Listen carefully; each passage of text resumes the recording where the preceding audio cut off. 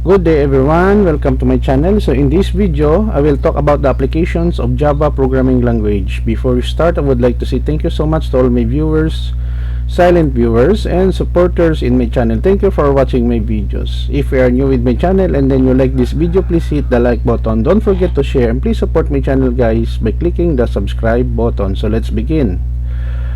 Applications of Java programming language. Java is a versatile programming language that can be used for a wide range of applications. Some of the common applications of Java programming language include desktop applications. Java provides a robust framework for developing desktop applications that are platform independent, meaning they can run on any operating system. Web applications.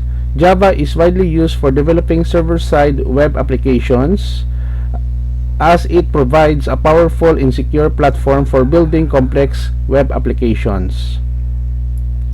Mobile applications. Java is used for developing Android mobile applications which are widely used and popular among users. Enterprise applications.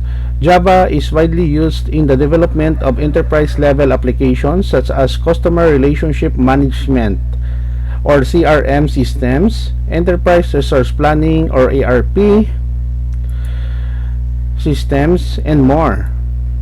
Embedded systems. Java is used for developing embedded systems such as set-top boxes, medical equipment, and other devices that require real-time processing. Gaming. Java is also used for developing video games as it provides a powerful and flexible platform for building games with advanced graphics and sounds. And lastly, we have here big data processing. Java is widely used for processing big data as it provides a powerful platform for handling large volumes of data and processing it in real time. Overall, Java is a versatile programming language that is widely used across various domains, and its popularity continues to grow due to its robustness, scalability, and security. Okay guys, so this is the end of my presentation about the applications of Java programming language. Thank you so much for watching. I hope that you have learned something new in this tutorial video. Don't forget to like, share, and please support my channel guys if you are new by clicking the subscribe button.